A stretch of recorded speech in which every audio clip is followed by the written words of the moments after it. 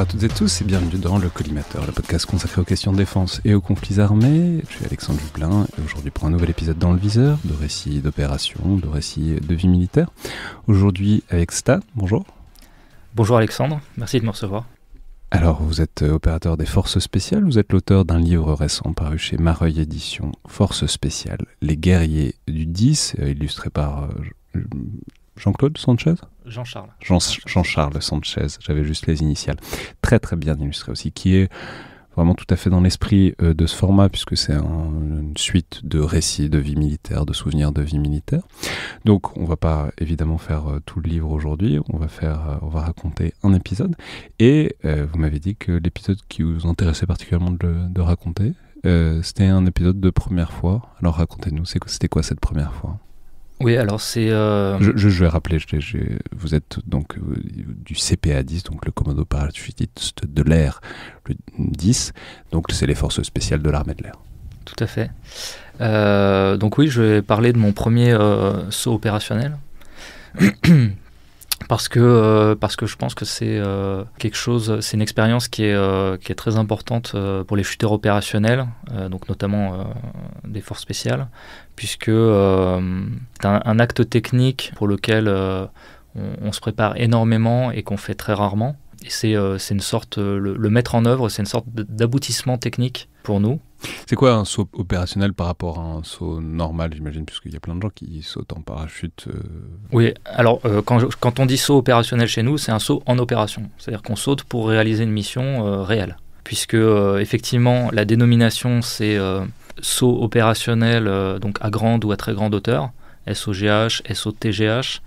Mais même si ça s'appelle comme ça quand on s'y entraîne, l'habitude, quand on s'exprime entre nous, quand on parle d'un saut opérationnel, ça veut dire qu'on l'a réalisé pour une mission en opération.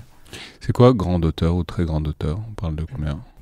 Alors, donc le saut opérationnel à grande hauteur, c'est ce qu'on appelle la chute opérationnelle. Donc, puisque chez les parachutistes, d'abord on est simple parachutiste, c'est-à-dire qu'on passe le brevet qui permet de larguer un maximum de troupes en un minimum de temps grâce à des voiles rondes qui s'ouvrent automatiquement à basse hauteur, donc entre 200 et 300 mètres en fonction du contexte. C'est plus les trucs, je sais pas, c'est ce qu'on a un peu en tête, c'est des sangles qui se décrochent, qui restent accrochés à l'avion et qui déclenchent automatiquement le parachute dès qu'on sort de l'avion, c'est ça ? Oui, tout à fait, c'est ça. C'est encore ça, oui, technologie. c'est encore ça. Alors, par rapport à l'époque où moi j'ai passé mon brevet, j'étais simple parachutiste, le parachute n'est plus le même, mais c'est le même principe. Et donc, chez les parachutistes, que ce soit les régiments parachutistes de l'armée de terre ou donc les unités de forces spéciales terre, air, marine, on peut, par la suite, une fois qu'on est un parachutiste aguerri, on peut passer le brevet de chuteur opérationnel. Et donc, à ce moment-là, donc c'est une formation qui dure plusieurs mois et qui nécessite encore derrière de l'entraînement pour être vraiment opérationnel. Et donc, à partir de là, on commence à sauter en chute libre et on utilise des parachutes qui sont des ailes, qui sont manœuvrables et donc qui permettent soit de réaliser une phase de chute, d'ouvrir le parachute et puis d'aller se poser sensiblement dans la zone dans laquelle on a été largué, au-dessus de laquelle on a été largué, soit de réaliser une dérive sous voile, c'est-à-dire de sauter, d'ouvrir le parachute très peu de temps après le largage. Donc c'est quelque chose qui a été préparé. Ensuite on navigue en planant sur une certaine distance qui dépend donc de la hauteur et du type de voile. Et donc c'est un moyen de mise en place. Et donc la grande hauteur, c'est tout ce qui se fait en chute opérationnelle jusqu'à 4000 mètres. Et au-delà de 4000 mètres, au-dessus de 4000 mètres, on passe dans la très grande hauteur. Et quand on est en très grande hauteur, pour pallier au risque d'hypoxie, c'est-à-dire de manque de pression d'oxygène dans le sang, on utilise un dispositif de respiration avec un masque à oxygène. C'est tout con, mais avant d'entrer au CPA, plus généralement dans l'armée de l'air, vous faisiez déjà du parachutisme ou vous saviez déjà que ça vous tentait ? Est-ce que vous l'avez fait parce que c'était un truc qui vous tentait ou est-ce que vous avez pris le goût en le faisant Alors j'ai fait du parachutisme sportif avant d'être au CPA 10. Alors j'étais déjà militaire, mais j'étais dans une spécialité différente. Et je m'étais mis au parasportif, effectivement. Donc j'avais passé les premiers brevets pour tout ce qui est précision d'atterrissage, vol relatif, enfin tout ce qu'on fait quand on est en paraclub. Donc j'avais déjà une expérience du parachutisme sportif quand je suis arrivé au CPA 10. Mais donc, quand vous avez intégré le commando, mais pour autant, quand vous êtes entré dans les armées, c'était pas, c'est dans les armées que vous avez découvert le parachutisme.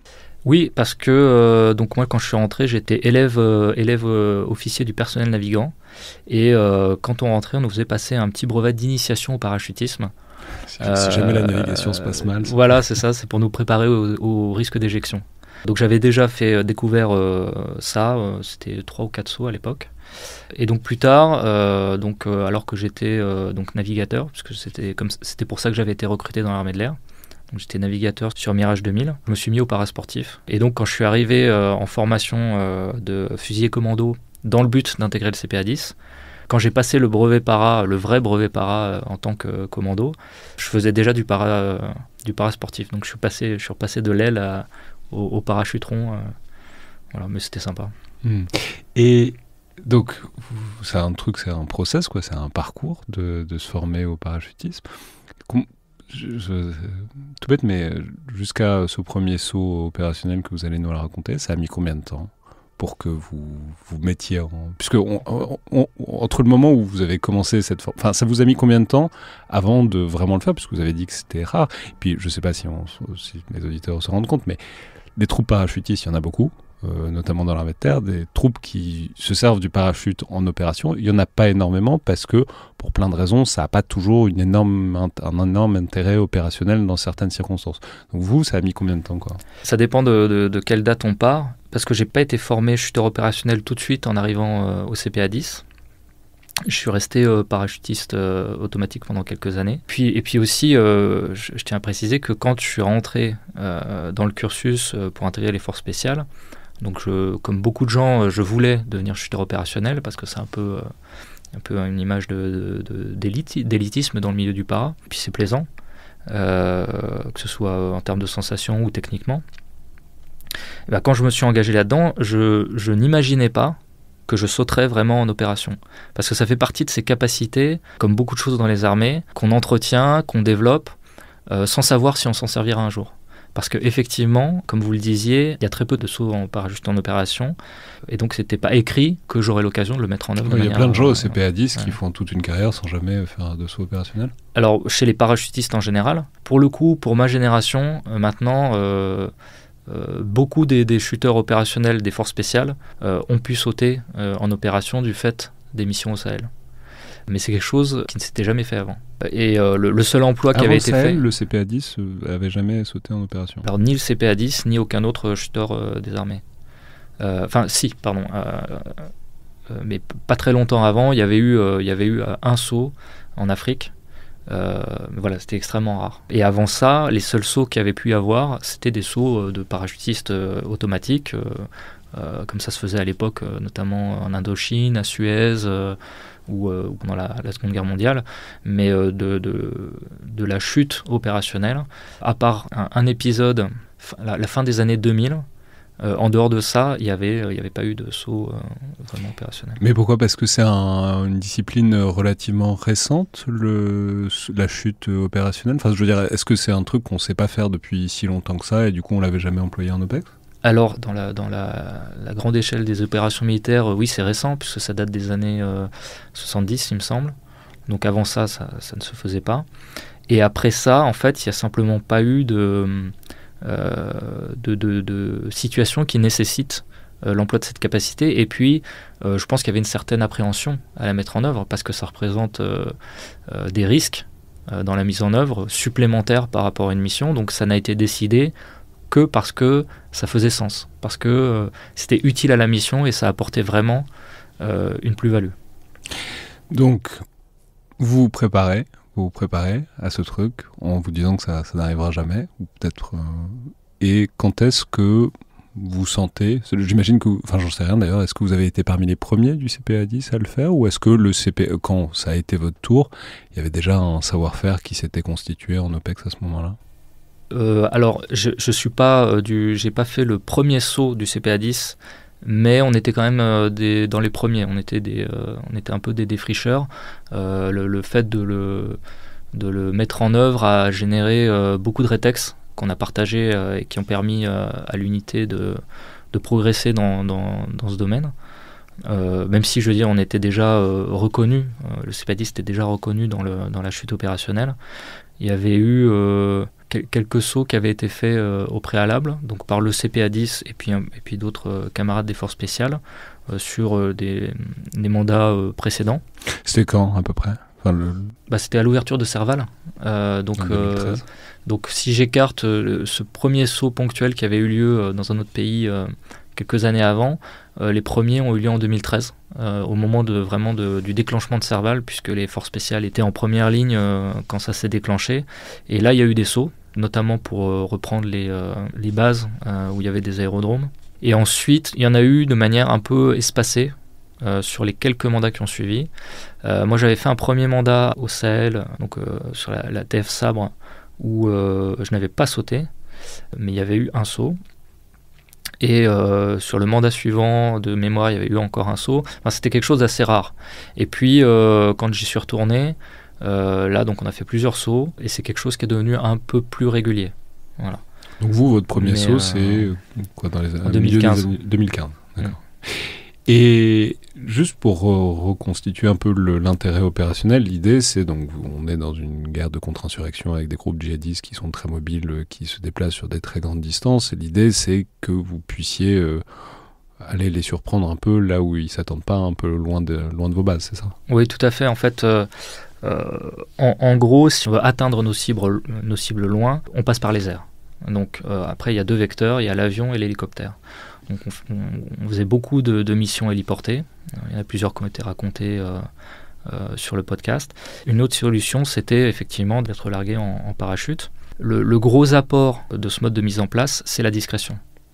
Puisque quand on arrive en hélicoptère, on fait beaucoup de bruit et donc on perd l'élément de surprise. Et quand on veut se donner le maximum de chances de capturer l'ennemi, le mieux c'est d'arriver en discrétion. C'est la même logique si on veut se donner un maximum de chances de libérer des otages. Donc quand il y avait la possibilité de le faire et la volonté d'avoir cette discrétion, qui est encore une fois un facteur vraiment décisif pour le succès de la mission, à ce moment-là, on pouvait être mis en place en parachute. Avec l'idée qu'ensuite on vous récupère en hélico évidemment, puisque si vous êtes très très loin de vos bases, il faut bien venir vous chercher, oui, et là à ce moment-là ce sera l'hélico qui sera le transport de choix. Tout à fait, et la discrétion elle est liée au fait que l'avion peut nous larguer à une certaine distance. Donc déjà l'avion passe haut, mais on peut l'entendre si on est en dessous. Mais en plus il est loin, puisque comme je l'ai dit, grâce au SOGH, on peut sortir de l'avion, ouvrir l'aile directement et effectuer une dérive. Et là, c'est, je sais pas, c'est 1 km, 10 km, c'est quoi comme ordre de grandeur? C'est de l'ordre de 15 km, sachant que donc, c'était à l'époque. Aujourd'hui, on a des voiles plus performantes, donc on peut faire des distances plus longues, puisqu'elles ont une meilleure finesse. C'est la distance horizontale qu'on peut parcourir par rapport à la descente verticale. Donc aujourd'hui, on peut même aller plus loin. On peut aussi aller plus loin en étant largué sous oxygène, même si ce n'est pas le but premier du largage à très grande hauteur, qui est plutôt de camoufler le largage en lui-même dans le trafic aérien. Et donc, en étant largué haut et loin, l'ennemi ne sait pas qu'on a été largué. Il ne peut pas l'avoir entendu. Et donc, on se garantit une discrétion totale de mise en place. Puisque on est loin, on est largué, on ouvre notre parachute, il fait nuit évidemment, on saute forcément de nuit. Vous sautez toujours de nuit? Presque toujours. Il y a eu quelques sauts de jour qui ont été faits, mais c'était par contrainte et ça pouvait être lié plutôt à des renforts qui ne pouvaient pas être mis en place autrement. Et sinon, quand on a le choix, on le fait de nuit. Et donc, grâce à cette dérive sous voile, on plane, donc on suit une navigation qu'on a préparée en fonction des vents juste avant la mission. On dérive sous voile, on arrive sur la zone de posée qu'on avait préparée, on se pose. Donc là, on est encore à une certaine distance de la cible, parce que c'est un moment de vulnérabilité quand on se pose en parachute. Donc il ne faut pas qu'on soit à proximité immédiate d'un ennemi. Et puis il y a le bruit des impacts malgré tout quand on arrive au sol. Surtout de nuit, parce que quand il y a une nuit très sombre, on ne voit pas forcément arriver le sol. Donc malgré les jumelles de vision nocturne, pardon. Donc on ne se pose pas de manière aussi délicate qu'on pourrait le faire en faisant un bel arrondi, c'est-à-dire la manœuvre de freinage de la voile qu'on fait quand on se pose, elle n'est pas toujours faite de manière parfaite sur une nuit sombre. Il y a moyen de se prendre une dune, quoi. Donc on impacte un petit peu. Et l'idéal, c'est quoi comme distance à la cible? C'est-à-dire pour arriver un peu loin, pas être repéré et pour autant pas avoir à des bornes à faire à pied, c'est quoi l'objectif? C'est quelques kilomètres, c'est variable. C'est estimé en fonction de la cible, de son environnement. Il n'y a pas vraiment de règle, mais c'est forcément plusieurs kilomètres. Et donc là, en 2015, on vous dit c'est ton tour. Ça se présente comment la mission? C'est quoi l'idée? En fait, c'est un peu comme d'habitude, hein. On nous donne un objectif et puis il faut préparer la mission. Et parmi les phases de la mission, il y a la méthode d'infiltration. Parce qu'en fait, là j'en parle parce que effectivement c'est un aboutissement technique quand on est chuteur opérationnel, de faire un saut opérationnel, mais il faut se rappeler que c'est simplement un moyen de mise en place. Quand on arrive au sol, le cœur de la mission n'a pas débuté. Donc c'est une phase de la mission qu'on prépare comme les autres. Juste, qui décide que vous allez sauter? Est-ce que c'est quelque chose qui est à votre niveau, c'est-à-dire on vous laisse une sorte de liberté d'infiltration de mise en place, ou est-ce que c'est des étages supérieurs? C'est une discussion, c'est un échange qui implique donc à la fois le chef de mission, donc le capitaine qui va commander l'opération au sol, les chefs de groupe également qui donnent leur avis, notamment aussi ce qu'on appelle les leaders para dans nos équipes, c'est-à-dire c'est un des équipiers du groupe qui est celui qui est en charge de préparer les sauts justement et qui a en général une compétence technique très développée dans le domaine. Ça peut parfois être même un instructeur de chute. Et évidemment les chefs, donc l'état-major du détachement, qui sont ceux qui décident et valident les modes d'action qui sont proposés, que ce soit pour la mise en place, mais aussi pour la manière de réaliser la mission. Donc c'est un échange, mais in fine, c'est forcément le chef qui tranche. Donc c'est le commandant du détachement de forces spéciales. Et vous, à l'époque, vous êtes quoi comme grade, comme fonction dans ce dispositif? Moi, j'étais capitaine. Dans les détachements de forces spéciales, en général, on est déployé dans le cadre d'un groupement qui regroupe des participations des différentes composantes des forces spéciales air, terre, marine. Il y a un petit état-major qui est constitué d'officiers des 3 armées, donc des forces spéciales, et puis des détachements des différentes unités. Et le chef de chacun de ces détachements, donc à vocation action, si c'est les commandos marines, le 1er PIMA ou le CPA-10, ou à vocation renseignement si c'est le 13e RDP, les chefs de ces détachements sont des capitaines. Le 13e RDP, c'est donc le 13e régiment de dragons parachutistes, qui est l'unité des forces spéciales qui est vraiment très très très spécialisée dans le renseignement. Tout à fait. Voilà, y a un partage des tâches. Le 13e RDP, c'est les spécialistes du renseignement, c'est leur domaine d'expertise. C'est vraiment des gens qui se déguisent en cailloux et en arbre très très professionnellement, quoi. Voilà, par exemple, quand il le faut, qui font des tas de choses différentes, mais qui sont dans le recueil de renseignements. Et puis donc il y a les autres composantes, la partie action, qui sont donc le 1er régiment parachutiste d'infanterie de marine, donc dans l'armée de terre, les commandos marines, et donc le CPA-10, mon unité. Et donc le chef de chacun de ces détachements, c'est un capitaine. On l'appelle officier opération, chef de mission, chef de task unit, ça dépend, mais enfin, en gros c'est ça, c'est le chef du détachement. Et quand il y a une opération à conduire, cette mission est confiée à l'un des capitaines. Donc quand c'est une mission renseignement, c'est pour le 13, mais quand c'est une mission action, c'est confié à l'un des capitaines des autres composants, enfin des autres unités. Et donc à partir de là, ce chef de mission, qu'on peut appeler aussi un unseen commander, il y a beaucoup d'anglicisme quand même dans toutes ces choses-là, prépare l'opération, des fois de manière très très brève, hein, ça peut être en 1 heure, mais ça peut aussi être sur une dizaine de jours, parce que c'est une mission qui est davantage planifiée. Donc il prépare son opération avec ses subalternes, donc qui sont les chefs de groupe, les commandants de bord des aéronefs, puisqu'il y a les hélicoptères ou l'avion des forces spéciales qui sont en permanence avec nous et avec lesquels on a l'habitude de travailler. Et donc il prépare son opération, il propose un mode d'action ou plusieurs modes d'action au chef, le chef tranche, on finalise la préparation, on réalise la mission, et donc c'est ce capitaine qui commande la mission sur le terrain, et puis qui la débriefe au retour. Donc jamais seul, hein, c'est toujours un travail d'équipe, mais voilà, il y a un capitaine à la tête des opérations. Et donc là, c'était vous? À l'époque, j'étais capitaine, chef de mission, et C'est le poste d'ailleurs que j'occupais lors de toutes mes missions au Sahel, puisque quand le Sahel s'est déclenché, j'étais déjà capitaine.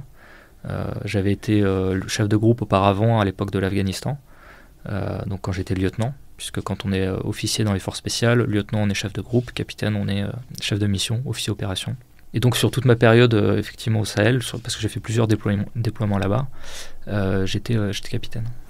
Donc là, c'est vous qui faites la planification de votre mission, c'est vous, en tout cas vous participez au choix de la chute opérationnelle.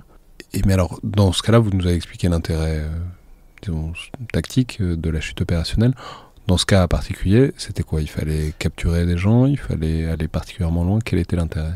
En l'occurrence, sur cette mission-là, on était 2 détachements. Il y avait les commandos marines avec nous, et il se trouve qu'on était 2 capitaines. Donc il y avait aussi capitaine des commandos marines. Donc j'étais pas seul. Et donc le but, c'était de surprendre un campement des groupes armés terroristes. C'est pour ça que le choix a été fait de la mise en place en chute. Et donc, ça se présente, je sais pas, vous sautez de nuit, vous sautez à combien? Donc on saute au plafond autorisé, donc à 4000 mètres.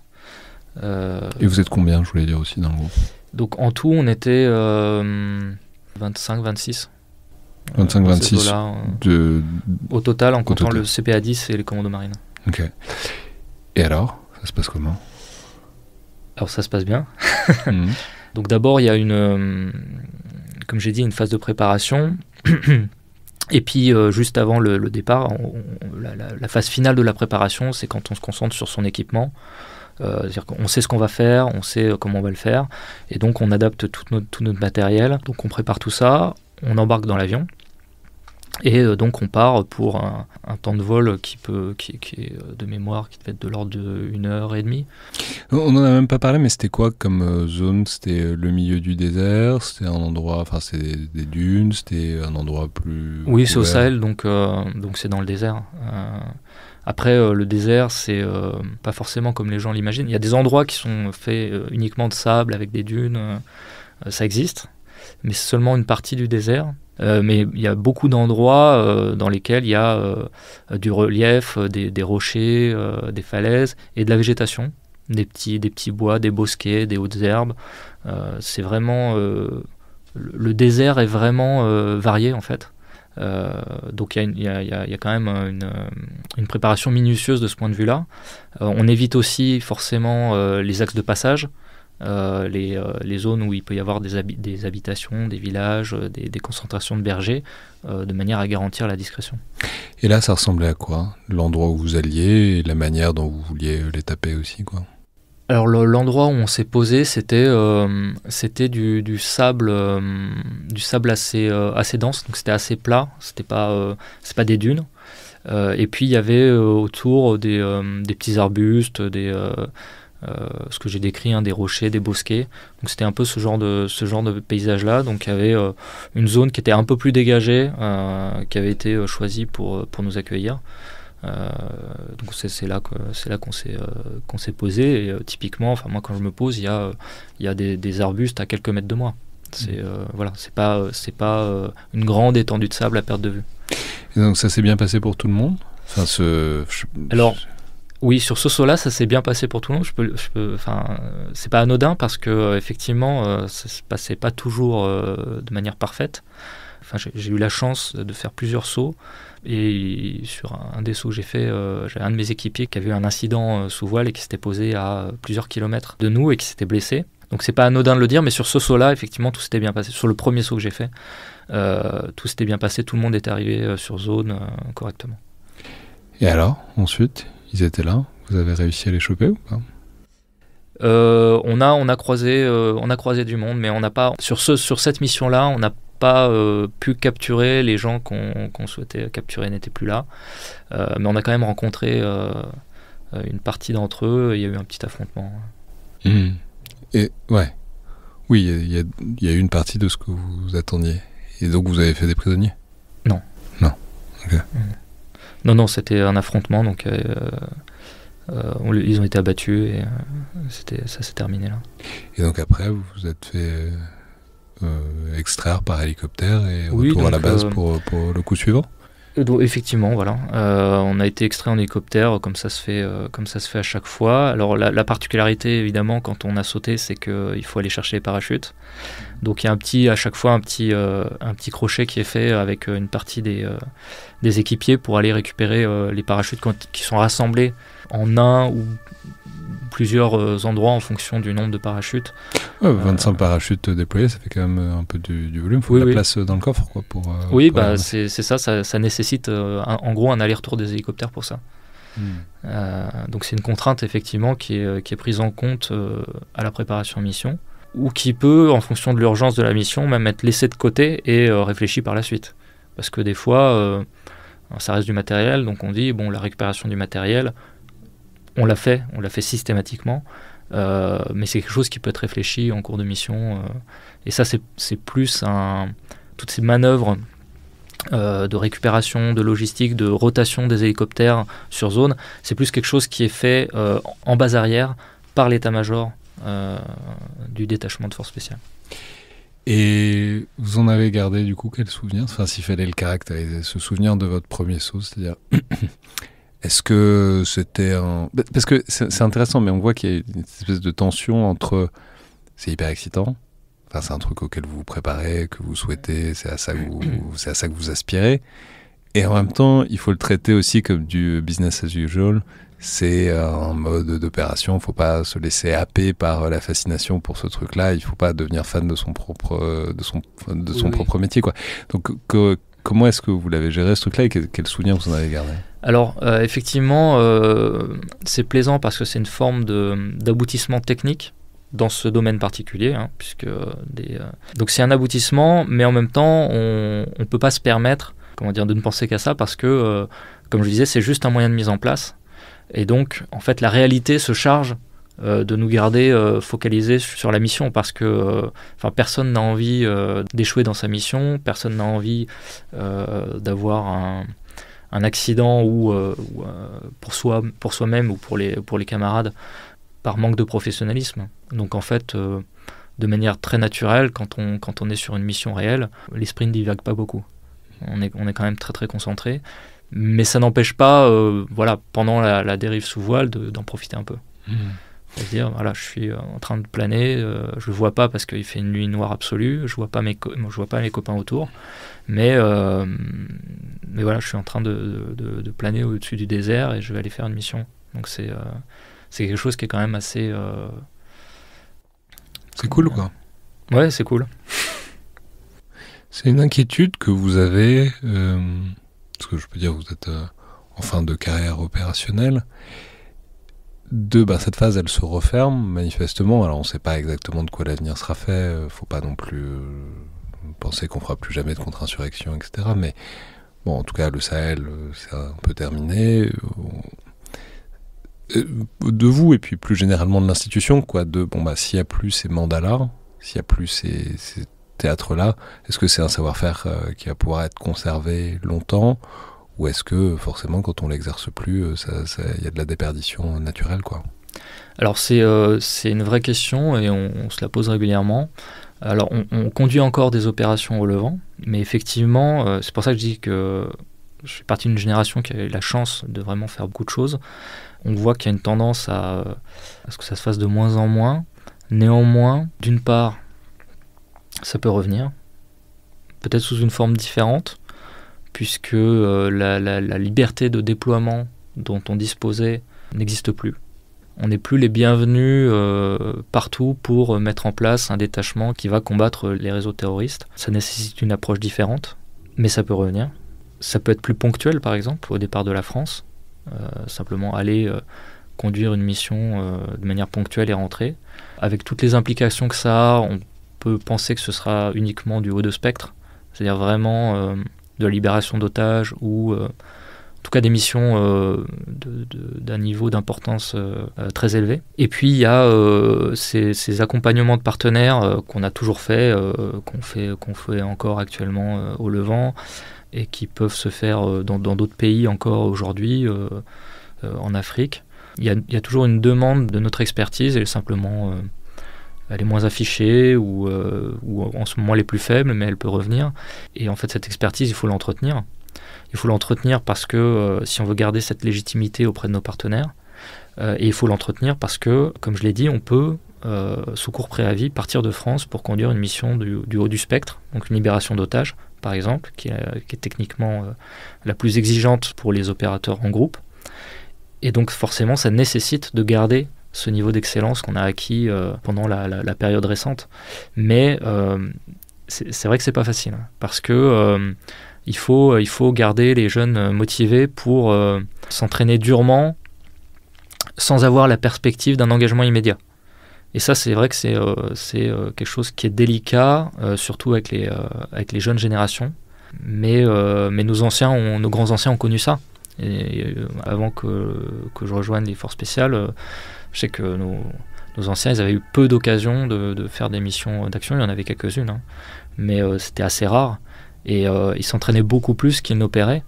Donc nous, on a eu la chance d'opérer énormément. La difficulté, voilà, ça va être de repasser sur une phase un peu plus calme. Mais voilà, on n'a pas le choix, c'est comme ça.